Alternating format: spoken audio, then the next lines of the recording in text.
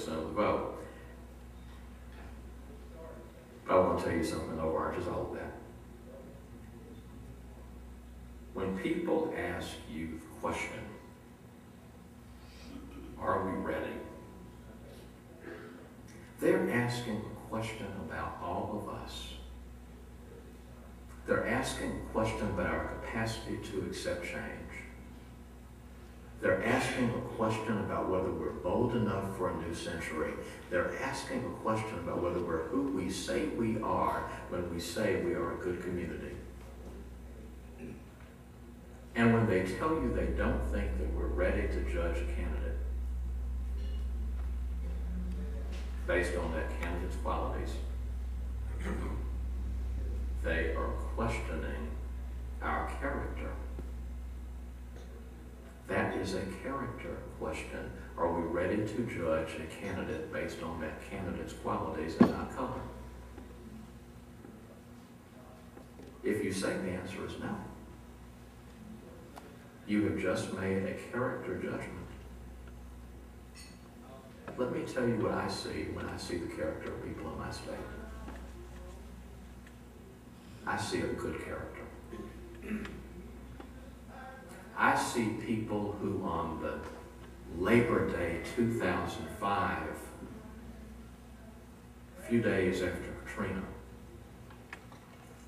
rallied thousands strong to greet the 1,000 people who were coming to us from New Orleans. When I wonder about our character, I see the people around this state who reached in their pockets and wrote checks and gave money on the internet to help the churches who were burned in my district, in Spencer Backus' district a few years ago. When I think about the character of our state, I think about the people who greeted a family I represented when I practiced criminal defense law in Talladega many years ago now, about 9 years ago. I represented a young man. Dad was a preacher. Mom was a corrections officer. Son found a wayward path, ended up getting sentenced to a long time in jail. He did admit to it, nothing I could do for him. When the mama and dad walked out of that courtroom, they just stood in the middle of the courthouse square in Talladega, hugging each other, heaving and sobbing. And I looked at all these folks, white and black, who walked up to them, didn't know them from Adam and Eve, and walked up to them, put their arms around them, and formed a prayer circle with them right there. When I wonder about the character of our people, I think about the people I encounter as I travel all around this state, who come up to me and who say, Mr. Davis, I want to know what you believe. I want to know where you're going to take our state. I want to know who you're going to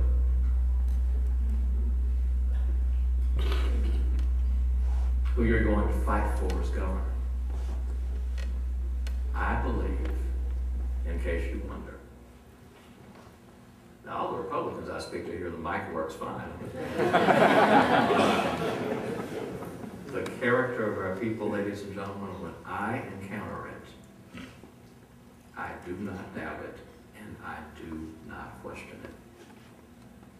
And now let me end with this point. If anybody runs for governor on the proposition that you should vote for them because the state is not ready to vote for somebody else, I want you to listen skeptically and closely. First reason I want you to listen skeptically is there's kind of an old rule in politics, I'll let y'all in on it, that was given up a trade secret. Whenever you hear politicians saying they're afraid somebody's going to lose, most of the time they mean they're really afraid he's going to win.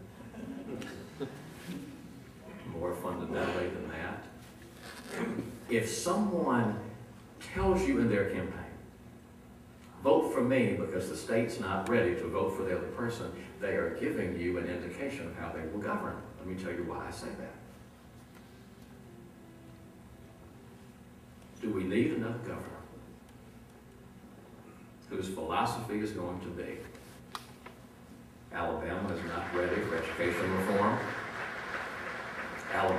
not ready for constitutional reform. Alabama is not ready to make an investment in rural areas. Alabama is not ready to pass a stronger set of ethics laws.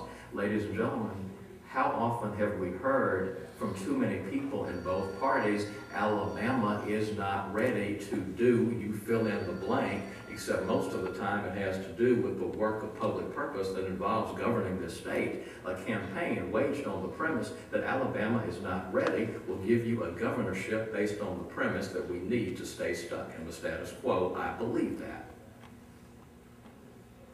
A campaign based on the premise of what Alabama is not capable of doing will give you a governorship rooted in the idea that Alabama is not capable of doing the things that we must do. A candidacy that is rooted on the premise that our people are ready to do what we can persuade them to do will give you a governor who is ready to take on the challenges of the 21st century. And guess what? I will take a governor who is running based on his trust in our people over anybody running based on their sense of what our people cannot do. So, ladies and gentlemen, the other thing people don't know about our next governor, the next governor is probably going to be our bicentennial governor. 2019, we will be 200 years of age. Person elected in 2011, if he or she does a halfway good job, has a very decent chance to be the person standing there as we prepare to turn 200. I will close with this. The question of who we are going to be in 2019, the question of what we are going to be as a state,